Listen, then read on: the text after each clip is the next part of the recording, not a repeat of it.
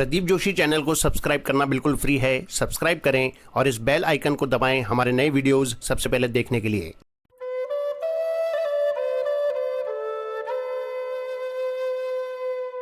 स्वामी रामसुखदास जी महाराज को शत शत नमन। आज का विषय है भगवान में लगने का उपाय। महाराज जी के शब्दों में, खाना पीना सोना बातें करना आलस्य में पड़े रहना, इसमें जैसा मन लगता है वैसा पाठ पूजन में नहीं लगता।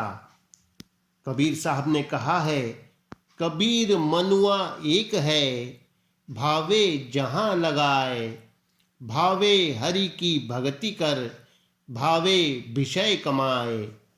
दो ही बातें हैं, बीच में जीव है, एक तरफ संसार है और एक तरफ परमात्मा है।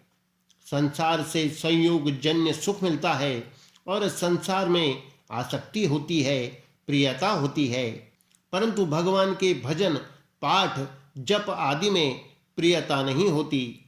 मन तो एक ही तरफ लगेगा। अतः मन को संसार से उठाओ।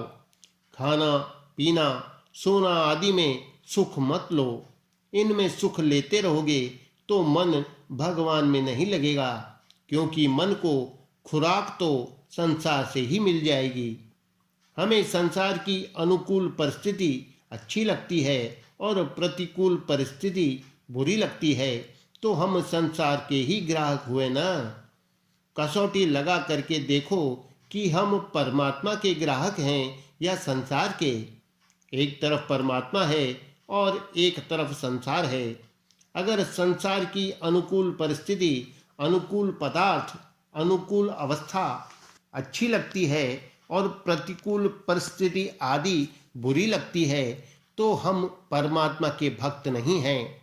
जो लोग रुपया कमाने के लिए दुकान पर बैठते हैं, उनके सामने कई अनुकूल व्यक्ति आते हैं और कई प्रतिकूल व्यक्ति आते हैं, परंतु वे न तो राजी होते हैं न नाराज होते हैं।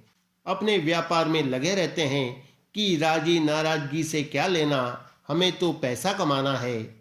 इस तरह जैसे गृहस्थ पैसा कमाने में लगे हैं, ऐसे साधकों को तो कम से कम परमात्मा में लगना चाहिए।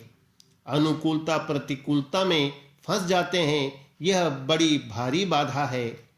गृहस्थों का ज़्यादा समय जाता है रजोगुण में और साधुओं का ज़्यादा समय जाता है तमोगुण में। ऐसी बात मेरे मन में वर्षों से आई थी, पर कही आज है। आलस्य में, प्रमाद में, खाने पीने में, सोने में, इनमें साधुओं का ज़्यादा समय जाता है। क्या करें बताओ? स्वयं आप अपने को ठीक करो तो कर सकते हो, और कोई उपाय नहीं है इसका। आप खुद ही बाबा जी बन गए, अब कौन कहे आपको। मैंने पुस्तकों में पढ़ा है कि खुद में तो अक्ल नहीं है और दूसरे की मानता नहीं, उसको कौन समझाए। अगर कुछ मिलता है तो परमात्मा ही मिलता है और कुछ मिलता है ही नहीं। परमात्मा के सिवाय कभी किसी को कुछ नहीं मिला, कुछ नहीं मिलेगा और कुछ नहीं मिल सकता। वहम होता है कि इतना धन मिल गया, इतना मान मिल गया, शरीर मिल गया, निरोगता मिल गई, विजय मिल गई, आराम मिल गया। बिल्कुल कोरा धोखा है। आज मरो तो कुछ नहीं मिला। आप लोग ध्यान दें, मिलना भगवान का ही है, उसके सिवाय और मिलना है ही नहीं।